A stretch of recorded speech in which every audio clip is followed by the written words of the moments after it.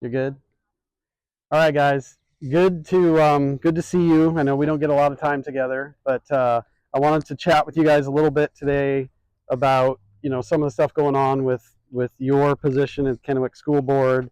But I really want to start kind of bigger than that. Like Mm-hmm. let's talk about for example, your perspective on what's happening nationally with the sort of the dismantling of the Department of Education, and how you, as a local school board member, how you feel about that, and and then we can dive into kind of some of the more local stuff. Sure. Yeah, Gabe, you want to start with that one? Sure, yeah. So, I mean, for me personally, like, I'm totally all for demolishing the Department of Education. I know they're going to keep a few pieces of it to ensure some of that specialized funding is still flowing to the state. But I'm also nervous because I don't trust the state of Washington to deliver those funds to us to ensure that we still maintain local control. So that's my concern. Mm-hmm. The funding that comes to the state is going to have earmarks or special things on it, and they're going to be different than what our community values are. Yep, I actually have the same concern. I feel good about the dismantling of the Department of Education. I feel good about that money being dispersed to different programs and that coming down to us. So I'm not worried about receiving the money. I guess for me, it's just about what's that going to look like as it passes through our state. Our state is way under budget or way over budget on everything else, and who knows what that's going to look like. My guess is they take a lot of it, and the bureaucracy of our state's going to eat a lot of it up, and then we're going to get a lot less, and then they're going to have earmarks. They're going to say, well, you can use this money if you do this or this or this with it, and so just our state seems like hell bent on taking away local control. So that's a problem with. Well, I think one of the things that we have to address for starters is remind everyone that education and educating our kids started in the Garden of Eden, right? I mean, it's like at creation, right? We've been educating our kids for thousands of years, and even here in this country, the Department of Education nationally has only been around for 4 or 5 decades. You're right. It's not the kids didn't go to school prior to that. Mm-hmm. So and you look at this bureaucratic arm of the National Department of Education, for decades, the budget was around $70 billion to $75 billion up until when COVID hit, and then it just went into like the hundreds of billions. Right, shot up. One year it was over 600 billion, but it's looking like it's around 250 billion a year right now. When for the previous 20 years prior to that, it was around 70 to 75 billion. Mm-hmm. And so, and none of that goes to, by the way, none of that goes to teachers. None of that goes to curriculum. That's all bureaucratic, mm-hmm. control. And so I think one of the big things that people need to hear is this isn't going to shut down education. It's not going to shut down schools. It's going to take away bureaucracy, which I love because I want to decentralize things out of Washington, D.C. and push responsibility to the school boards. Now, mm-hmm. I go to the same place because we're like, wait a second, in our state, that's a problem because it has to go through Olympia. Yep. And so, but it's a necessary step that we have to take. And then we have to say, okay, well, now the battle is in our state, and let's take on that battle and make sure that we can take care of our kids. Right. So I think that's positive, right? Because instead of being funneled through 2 different bureaucracies, now it's being funneled through one. Yeah, through one. So, and I think part of the reason why you see these massive increase in budgets in some of the states, especially the blue states, is because they're worried about the national grift going away, and they're saying, crud, all this money that we've gotten, we think it's probably on the brink, like we better do something about that. Yeah. And so that's why you're seeing a lot of increase in budget. So I think we probably all agree on that. But it's something it's wise for us to think about, talk about, and prepare for, right? So absolutely. Absolutely. So that I'm sure you guys are thinking about things. You guys have led really in our state with a lot of different initiatives and different things, and so I very much appreciate that from you guys. We've led everything in our state, yeah, and I think that's great, and you ought to keep doing that. So I know, Gabe, I just saw a press release that you are going to run again, so that's good. That's good news, and I think that's really good for Kennewick. One thing I want to ask you guys about is and this is just me, you know, I live in Benton County, but I'm not here in Kennewick. But I see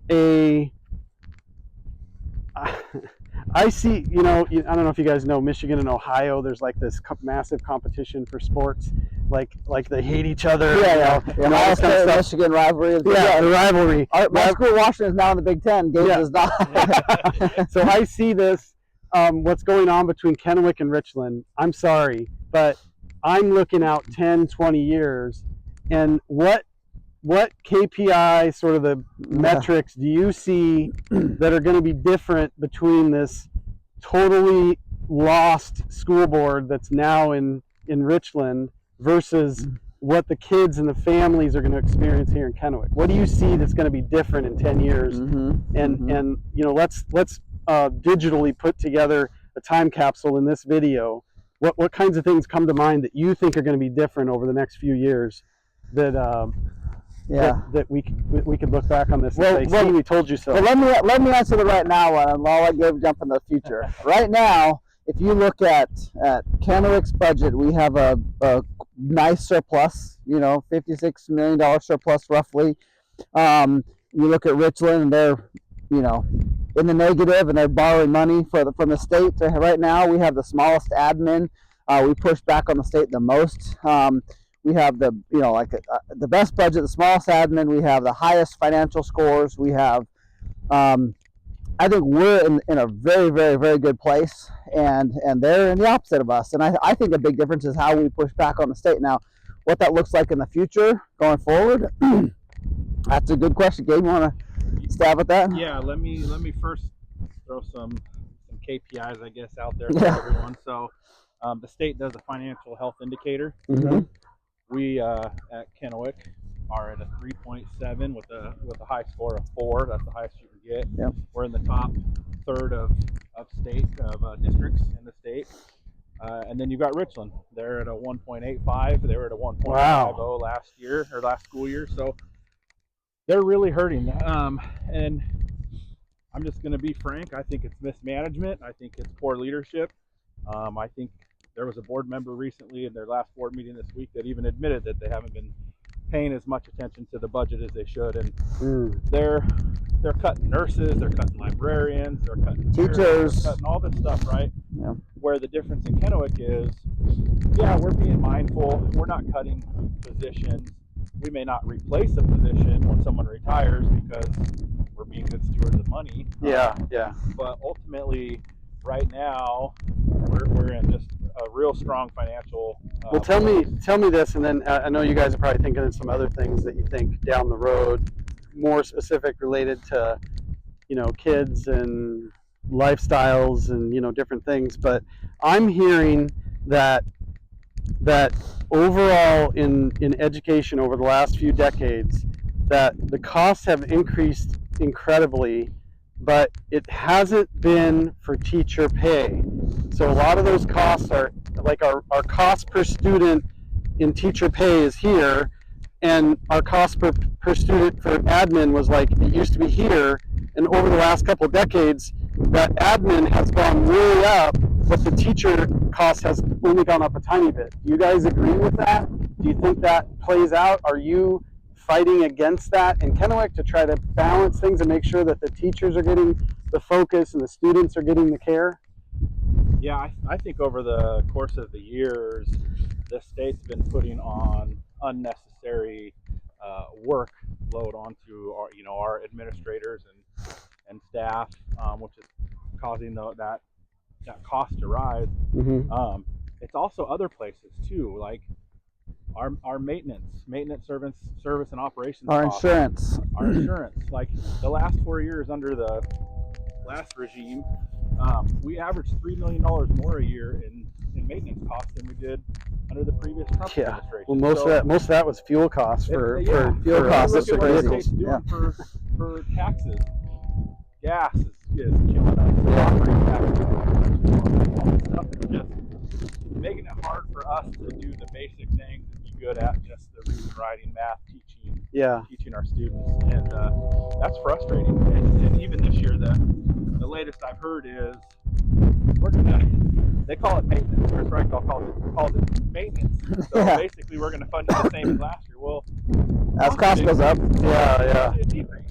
So Yeah, but hey, the important things they're doing in Olympia, the cost of those have gone up too, and they need to pay for those. Well, first. that's the frustrating part, right? Is they won't pass anything related to education, but they'll certainly pass the LGBTQIA plus bill. They'll pass a bill that takes away local control and gives more power to the OSPI.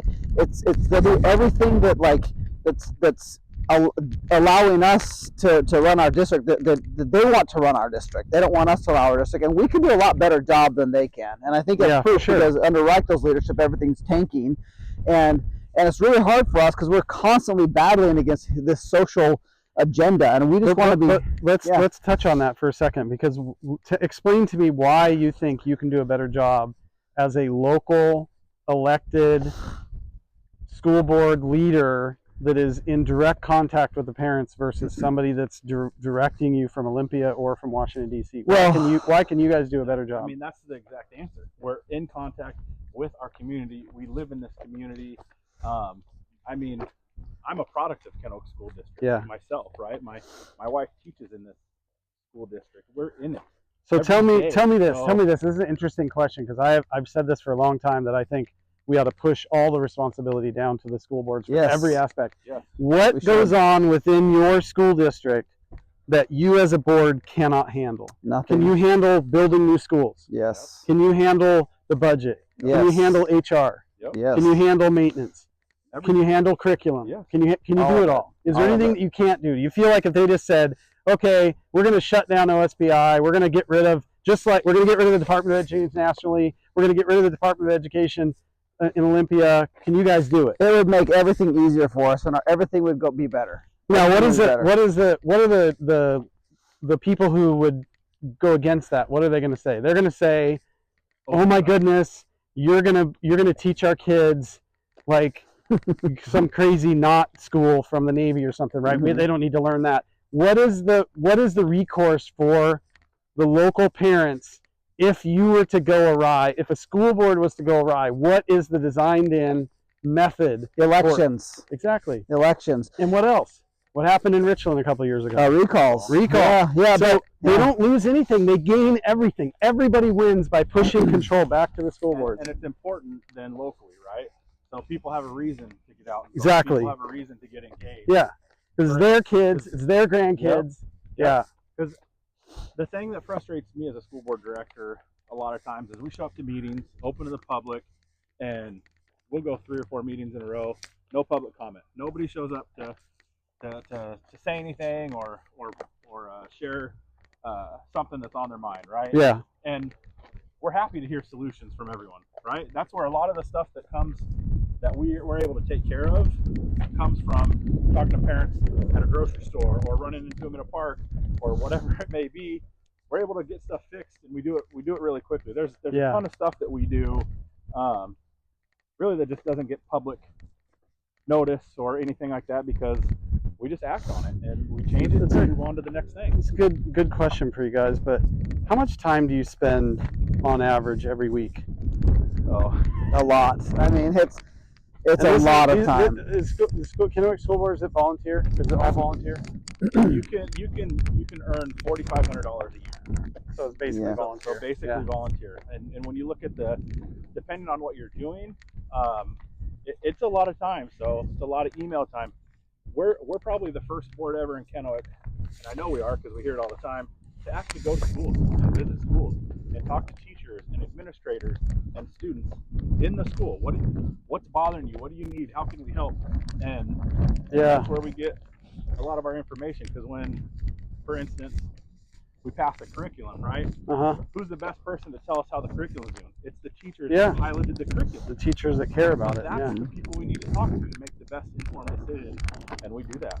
Yeah, right now I'm working on a program with lunches, trying to get better food to our kids so their brains are working better and they're not eating a bunch of sugar in the morning and having crashes, and then we're testing them. And so me and some of the staff, we're actually going around to the schools and we're eating the lunches that the kids are eating. Have you guys, a side note, but have either one of you guys heard of Gary Brecka? Oh yes. Have you watched Yes. some of the diet stuff that he's talking Oh, about? so much. Like we've been so misled our whole lives, you know. And you look at these food programs in the schools, you know, they're all based on this false food pyramid. It's a false food. Yeah, it's a lie, and they want to feed the kids for $1.48 per meal. It's less than that, actually. It's actually really?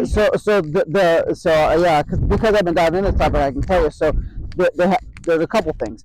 They give us $4 per student, right? So, but most of that is taken up in the admin costs and so maybe $1 of it's even getting to the kids, you know, for the actual meals itself. It's very, very, very low.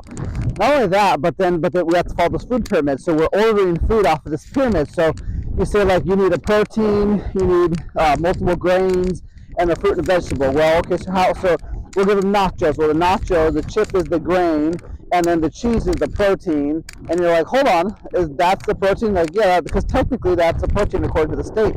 So what we're trying to do right now is trying to like really dive into all that food. Oh, by the way, our food people are great. It is not on them. They're just doing everything they can to follow the states and the regulations and this is so the state give us. Yeah, this is an example, right? This is something we could do better locally. We can. Let me tell you something, Jerrod.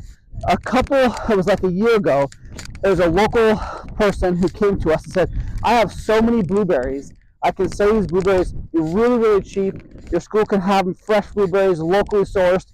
And we couldn't do it because the state says that they didn't have enough insurance. So we could not take. So there's a good example of how local control we could do it better. Having a home ec class that cleans and checks all the berries before they go. You know, when I was in high school, I've always loved cooking. But when I was in high school, we had a full kitchen, and we had the ladies in the kitchen who made lunch for us. Yeah. You know, and I remember we had a home ec class where we would make food, and like some of that food would get served to the like, what's wrong with these kinds of things, you know? It just goes to how things have changed over the years, right? So now a kid comes into high school and they've got to get 24 credits to graduate, and their classes are jam-packed freshman year to senior year, and there's no leeway to take classes you're passionate in. The electives. You're crammed into all these. And I got in trouble in high school because I had taken too many credits of auto shop. So my senior year, they didn't want me to take. They said I couldn't enroll in auto shop because I already had too many credits in it. I'm like, I'm a senior. I don't even hardly need any credits this year. So myself and a couple buddies enrolled in another school in the district to go there for the 0 hour auto shop class, and then we got in trouble for that. Like, oh my god, that's funny. Yeah. So tell me, kind of staying local here. You guys recently made national news because of your stance against a lot of this craziness that's coming out of Olympia. Yeah. So talk about that. What's happened? What? First of all, why did you do it? And then talk about kind of the experience. I know you guys had to get up super early one morning to show up on Fox News. So what's that experience been like? Why'd you do it, and what do you hope comes out of it? Well, it comes down to this. You start off with Trump has an executive order saying that there should not be boys and girls locker rooms, that boys shouldn't be playing girls sports, and then our state says, well, no, and Trump says, I'm going to pull funding if you guys are not following this, and then our state says, well, we have our own state laws, and we're not going to follow that because we have our own state laws, and our state laws supersede that executive order. And if you don't follow us, then we're going to pull funding from you. And by the way, we're already on Chris Reichtel's naughty list because of the stances we've taken with parental control and things like that. So anyway, so now we're kind of like in a spot where which funding do we feel like losing, right? And so what we did, we filed a Title IX complaint against essentially our state saying, hey, you know, you guys got to figure this thing out because we need direction here because this isn't right. And so that's kind of how it all started. You know, and I think you'll probably remember this. So if you even go back to the Biden administration, you know, last year we were the first school district to really come out and say no boys and girls sports. I think you remember that. You were a big supporter of that with us when we did that last year, and you've supported us along this journey. And once the executive order came out, we decided to take action, and we wanted to do something that actually we hope that there is an action step from it, right? Because you can write letters and all that stuff, but we need some guidance, and that's kind of where we're at. But yeah, we did that, and we were in we were in Cancun. Got up at 4 a.m. to do our little Fox and Friends piece, and the whole time we were there, actually for spring break, it was Interview after interview. Oh yeah. Times. I mean, everything local. So we've been. I think for me too, the biggest piece that I like out of this is it's helped me really build some good network of directors here in the state and nationally. So it's been nice to connect with like-minded people. Mm-hmm.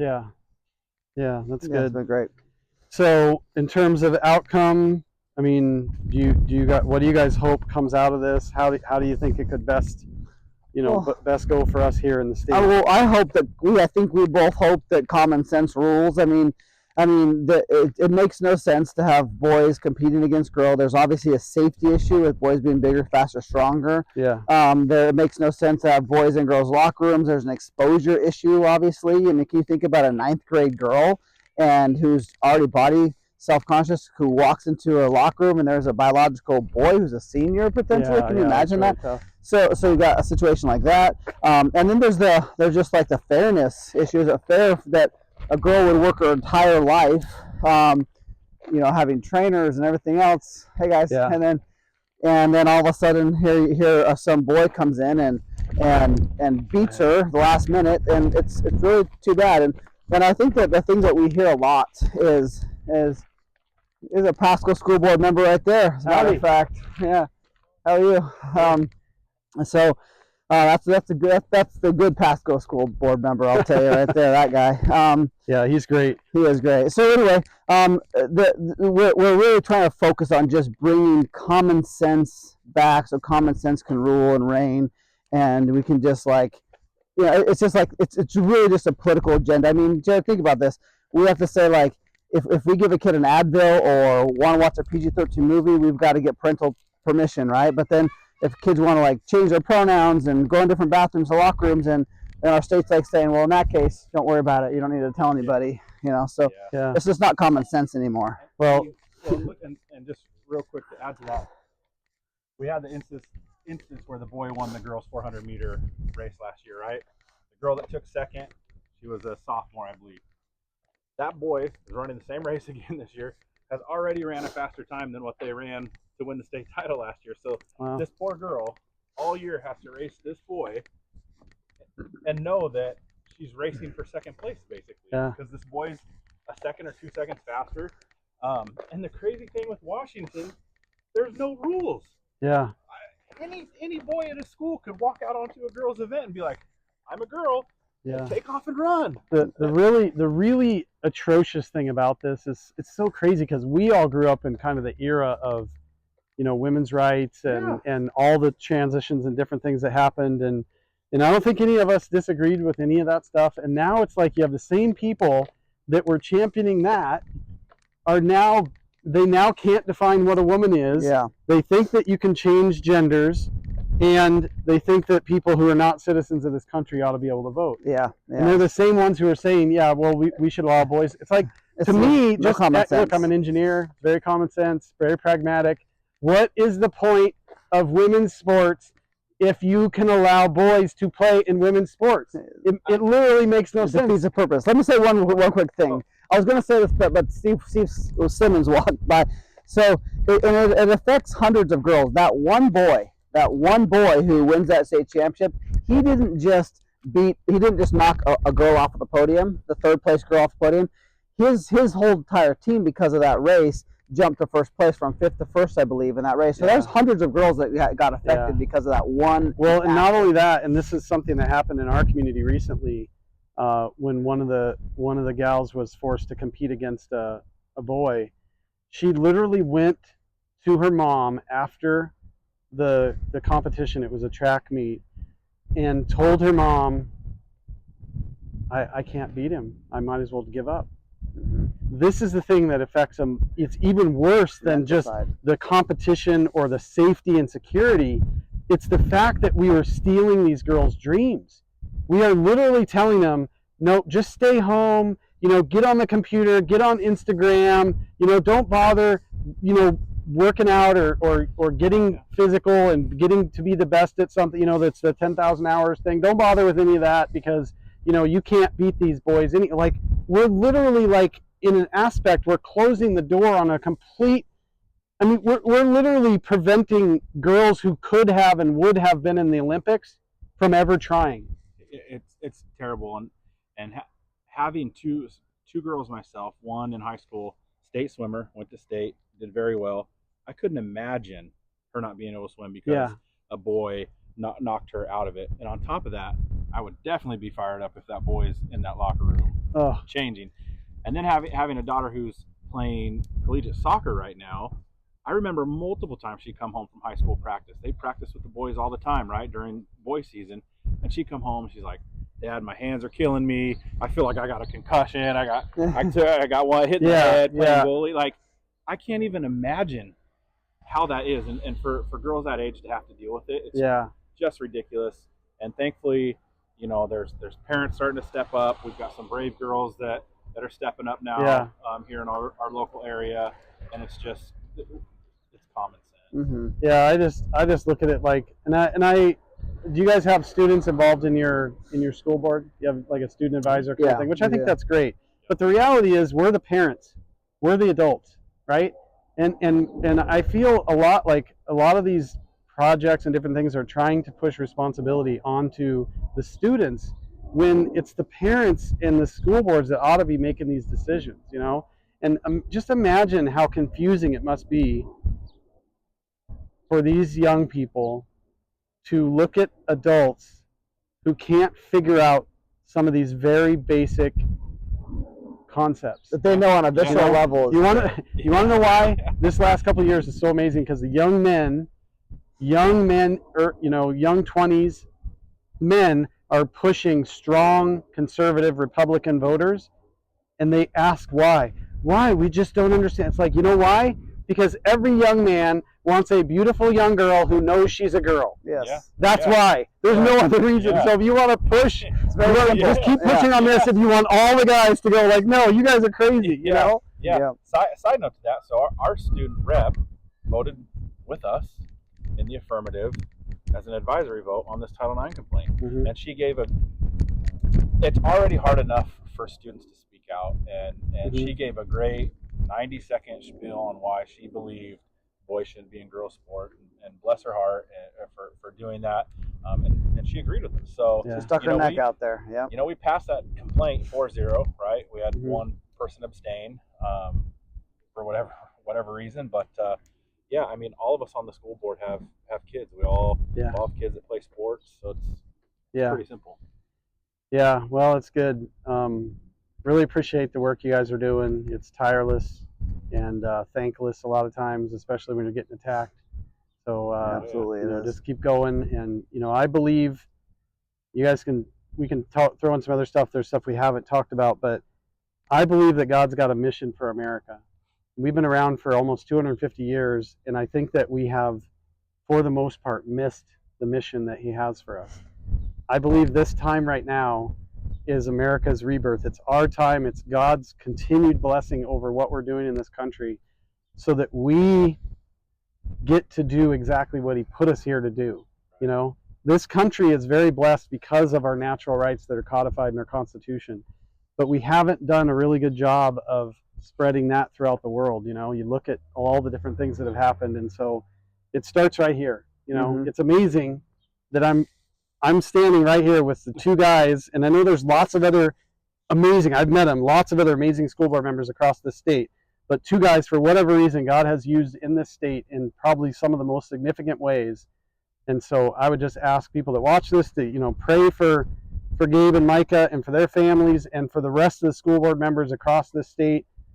We are going to rescue this state, and it's going to take more effort, more bold effort, just like what you guys are doing. So thank you. Really appreciate everything you guys are doing. Appreciate it. Yeah. Well, it's great. We appreciate being able to share our thoughts, and of course, this is our thoughts. We're not speaking on behalf of the full board in general, but we appreciate it, and hopefully we return to that common sense Yeah. sooner Yeah. than later. Yeah, and when you guys decide to, retire from the school board, make sure that you go Help. through a vetting process to figure out who's going to replace We your will. seat so Yes. it doesn't go We, south. that's a commitment that we will have. I will both give it to you. Is that we will Yes, make sure somebody 100%. will give everything we can to make sure somebody fantastic is running right behind us. Yeah, Yeah. yeah, good. sure. Well, God bless you guys. Thanks Thanks, for sir. taking the time today. Yeah, appreciate it. Thank you. Appreciate you guys. Yep. You got it.